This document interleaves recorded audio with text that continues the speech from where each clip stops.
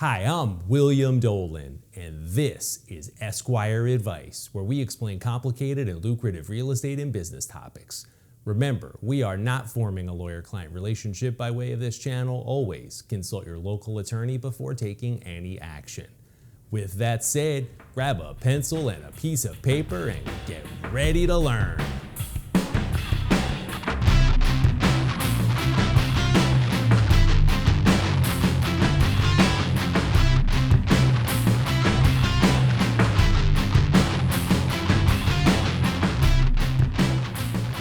Welcome to our episode on the use of trusts in real estate transactions.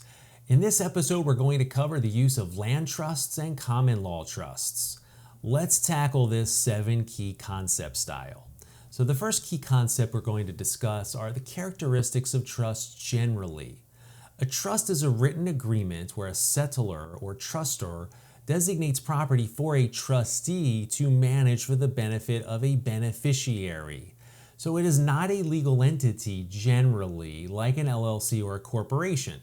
Instead, it is a relationship where one person does something for the benefit of another. Therefore, you cannot have a trust where the trustor, trustee, and sole beneficiary are all the same person because there's no relationship to be governed when there's only one person involved. In these cases, the trust collapses by operation of law. Now, most states also have requirements that a trust must have at least one asset, which is typically not a problem with a real estate transaction because the real estate will be that asset. There are 2 different types of trusts that are often labeled as land trusts. One is a land conservancy trust, which is not what we are discussing in this episode. And the second is a beneficiary-directed trust used by real estate investors, which is the one we're discussing here today. Now, the next key concept we're going to discuss is privacy. This is the primary reason I hear cited by real estate investors to use trusts. In many land trust states, which we will define in a few moments, you can generally title the property in the name of the trust without vesting it in the name of the trustee. For common law trusts, which are available in all states, you have to vest title in the name of the trustee, like William Dolan as trustee of the revocable trust agreement of William Dolan, dated April the 24th, 2020. In either case, many investors will switch the trustee after purchasing the property without filing a new deed to update the land records, which is generally not required anyway. Investors also typically include in the trust agreement a provision that states the trustee is not permitted to reveal the beneficiary's identity without a court order, which may or may not be permitted in your state. You should talk to your local attorney about that provision. The goal here is to discourage litigation with the idea that if it's too much work for the attorney to figure out who to sue, the attorney will either get discouraged and give up, or will ask for a larger retainer, which then might discourage the plaintiff from pursuing the litigation. Now, my experience is that plaintiffs' attorneys just sue everyone and try to shift the burden onto the defendants to prove they're not a proper party in interest. Given that real estate investors tend to be heavily involved in the management of their real estate, it is often not all that difficult to determine who the owner or owners likely are to include in the lawsuit. So, if you really want to try to capture this benefit, you're going to need to have the trustee or a property manager deal directly with the tenants, contractors, buyers, and everyone else that's involved with your real estate. And you will need to make sure the property manager either has no idea who you are or has some kind of an obligation not to disclose who you are without a court order like the trustee in the trust agreement. But that may not be the easiest thing to get a property manager to agree to. And if you finance any of your properties, you really need to figure out if your lender is going to require you to sign the mortgage or deed of trust. I say this because although it is relatively easy from the lawyer's perspective to authorize or even require someone else to sign these documents, many lenders will require that the ultimate beneficial owner be the signatory of the mortgage or deed of trust, regardless who is authorized or required to sign the documents in the trust agreement. Plaintiffs' lawyers know this too, so they will often look at the signatories of mortgages or deeds of trust on public record as a telltale sign of who the beneficial owner really is. All right, so the next key concept is the due on sale clause. Probably the second most frequent reason I hear for investors wanting to use a trust is to avoid the due on sale clause of a mortgage. This generally comes up when an investor is looking to do a subject to deal, which is where the investor is taking ownership of the property subject to the existing mortgage on the property. The problem is every mortgage has a clause in that mortgage that allows the lender to call a default on the note if the property is transferred to anyone else, even an LLC that is owned 100% by the current owner of the property. This provision is often referred to as the due on sale clause. However, back in 1982, the Garn-St. Germain Depository Institutions Act was enacted. This act does a lot of things, but what we are concerned about here is that it prevents lenders in many situations from exercising its rights under the due on sale clause when the property is, and I quote, transferred into an inter vivos trust in which the borrower is and remains a beneficiary and which does not relate to the transfer of rights of occupancy in the property. So there are two components to this requirement. The borrower is and remains a beneficiary under the trust, and there is no transfer of rights of occupancy. Therefore, if you are planning to have the current owner of a property set up a trust, transfer that property into this trust, then transfer the beneficial ownership of the interest of the trust to you, you will not satisfy the requirements of the Garn-St. Germain Act. Now, many real estate investors say, well, Bill, how will anyone know? Is the lender really going to figure this out? And my response is, that's a little bit like the tail wagging the dog. Creating a strategy that's contingent on the hope that someone may not figure out what you really did is not a good strategy. Subject to deals have also gotten people in a lot of trouble in some jurisdictions, but this is not an episode on subject to deals, so watch our episode on that topic for more details. The next main topic we're going to talk about are transfer taxes. Many investors believe that if they transfer the beneficial interest in a trust, no transfer tax is due as a result of that kind of transfer. However, every state's transfer tax statute that I have ever read, which is admittedly not all of them, has been drafted broadly enough to cover transfers of beneficial interests in trusts, LLCs, corporations, limited partnerships, and other entities. So, the only way you avoid the transfer tax is once again hoping that someone is not going to figure out what you really did, which is not a good strategy. Also, if you are changing the beneficial interest at the time of a deed transfer, or you indicate that your intent is to do so not long after the deed transfer, your settlement agent or attorney could be on the hook for not collecting the transfer tax. So you will likely get pushback from your settlement agent or attorney too. If your settlement agent or attorney is involved later when you transfer the beneficial interest, they could be on the hook then too, so you will again likely get pushback, and for a good reason. You're trying to avoid paying taxes that are actually due. Okay, so this is not an episode on transferring real estate by way of trusts, but if you transfer property into a trust, you need to also make sure you're not going to inadvertently terminate your title insurance policy. So talk to your local attorney or title insurer about that potential problem. Okay, so the next topic we're going to talk about is limitation of liability. Many investors think they are getting some kind of limitation of liability from trusts like they get from an LLC. Although the analysis here is more nuanced than this, the general answer is that a trust does not provide the limitation of liability protection that an LLC does.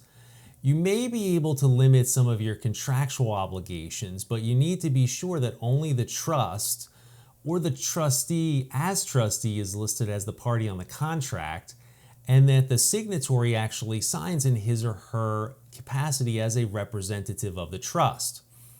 However, if you want true limitation of liability protection, you need to use an LLC or a corporation, most likely an LLC for a real estate transaction. Therefore, I would recommend that if you're determined to use a trust as the vehicle to own your real estate, you should use an LLC for the initial beneficiary of the trust, a separate LLC for the trustee that will be listed on the deed, And if you replace the trustee, use a third LLC for the successor trustee. Let's face it, when people get sued, they get really upset. If there is ever a lawsuit on this property and you have one of your friends or family members listed as the trustee or beneficiary, you're going to be persona non grata in a New York minute. You may also cause these people to have to spend thousands or more dollars, invest a lot of time, and experience emotional distress, even if it is just to do nothing other than to get themselves removed from the lawsuit. And they could certainly have to do much more than that. So what if an attorney general or a plaintiff's lawyer fights the term in the trust agreement that the trustee cannot disclose the identity of the beneficiary? Do you really think it is appropriate to put your friends or family members in a position where they might be under oath in a deposition, struggling with whether to be held in contempt of court for not answering questions or violate the confidentiality clause of your trust agreement? That is not a good place to put anyone in. The next key concept we're going to talk about are duties and obligations of trustees and beneficiaries. So trusts have been around since at least the 11th century, when English knights would entrust their friends to manage their property while they went off to fight in the Crusades. The roles and responsibilities of the trustee have evolved over the years, but for some time now have been well established. These responsibilities are often referred to as fiduciary duties. In fact, these trustee fiduciary duties have been so well settled for so long that they actually formed the basis for corporate fiduciary duties that directors have to corporations and their shareholders in modern day corporations. But let's get back to trustees. At common law, trustee fiduciary duties could not be modified much or at all. Let's take a look at a list of general trustee duties. There are many duties, but let's look at just a few that are most applicable to you as a real estate investor. So one is that the trustee has a duty to carry out the trust in accordance with the terms of the trust agreement. Another is that the trustee has a duty not to delegate the trustee's duties to another person. The trustee has a duty to exercise a reasonable degree of skill and care when managing the trust assets. The trustee owes the highest fiduciary duty to the beneficiaries to administer the trust solely in the beneficiary's best interests. The trustee has a duty to possess, protect, and preserve the trust property and defend the trust and the beneficiaries against those who would challenge the validity of the trust or seek to claim trust assets.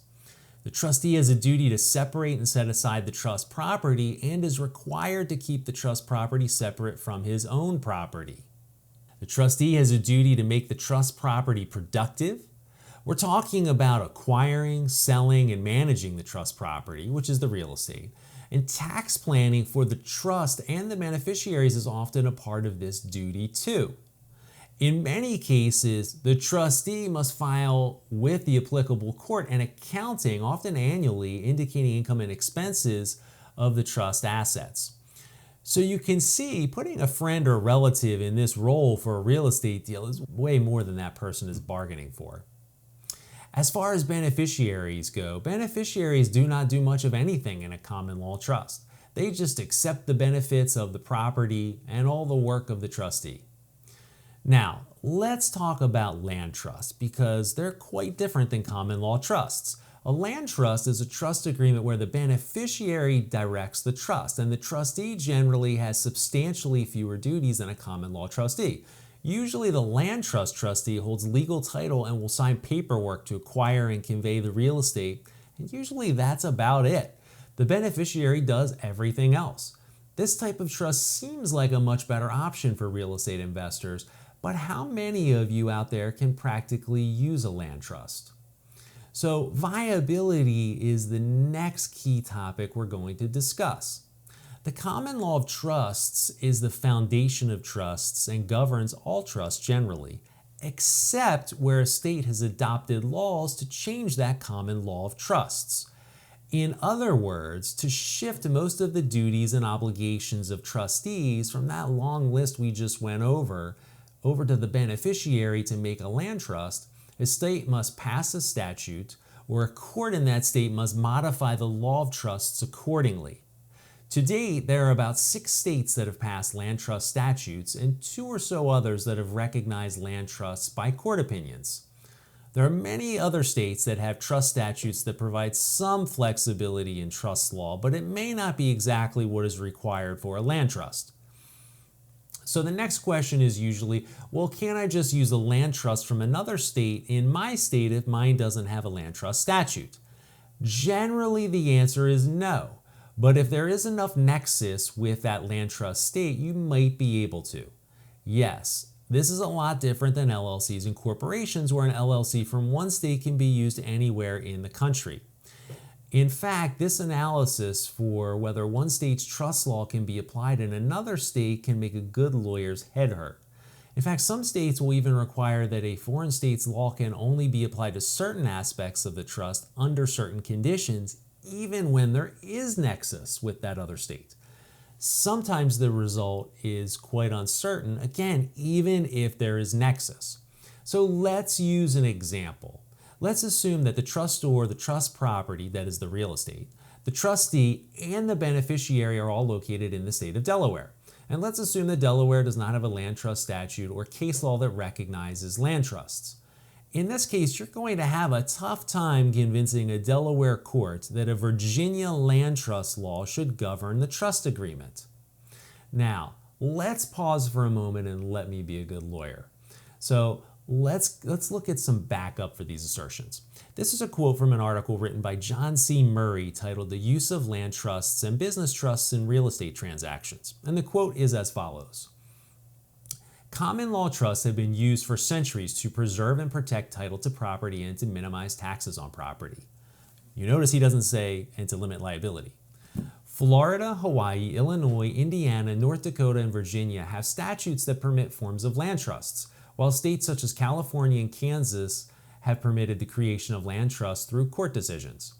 The majority of states does not recognize or permit the use of land trusts. Land trusts are unique because the duties and powers of the trustee are limited, but they are still considered to be trusts and generally governed by the principles that are applicable to all other trusts. The key sentence here is the majority of states does not recognize or permit the use of land trusts. In case you'd like to look up the article, it was published by the American Bar Association, and it's a real property, probate, and trust law section back in 2007. This is a very detailed scholarly article with a mountain of citations to statutes and court cases. It might be a tough read for some of you, but if you really want to know about land trusts, roll up your sleeves and take a read. For those of you who don't know, the American Bar Association is the most reputable national legal association in the United States. And it was the real estate and trust section of the ABA that published it. So this is a solid source. But if that's not enough, there is a second very solid source. First American Title Insurance Company published a similar article, also written by John C. Murray in 2011, titled "The Use of Land Trusts and Delaware Business Trusts in Real Estate Transactions." In this article, John uses the same quote that we just discussed. So, in the end, what should you do? I would still recommend that you own each piece of investment real estate in a separate LLC. However, if you are determined to use a trust structure, I would recommend that you use a land trust if the property is located in a state that recognizes land trusts, or use a common law trust if you are in a state that has not yet recognized land trusts. In either trust situation, I would recommend that the trustee be an LLC and the beneficiary be a second LLC. If you want to rev up the privacy or create the logistical impediments that we previously discussed for plaintiffs, you can have the initial trustee LLC resign after the deed is recorded and use a third LLC to become the successor trustee. However, in all cases, you really need to structure your real estate holdings with your local attorney. Remember, the job of a lawyer is to protect his or her clients. Uncertainty is the enemy of a lawyer. If your lawyer has two ways to structure a deal, one way that provides a great deal of certainty in protecting you, and the other that creates uncertainty around protecting you, don't be surprised or frustrated if your lawyer chooses the route that provides you more protection. In the end, your lawyer is on the hook if his or her advice is bad. One question you might want to ask yourself is If someone else is arguing against the advice of your attorney, is that other person willing to go on the hook and take financial responsibility if the structure doesn't hold up? If not, who should you listen to? The person who's been trained in the law, practices the law, and is on the hook for his or her advice? Or the person who's not been trained in the law, does not practice law, and/or is not on the hook for the advice they're giving? Well, I hope you found this episode of how to use trusts in real estate transactions interesting and informative. Please feel free to forward this to other investors. I would love to have a robust discussion on this topic. But before you do, please kindly hit those like and subscribe buttons so we can keep bringing you valuable and profitable content. With that said, have a great day and I'll see you next time.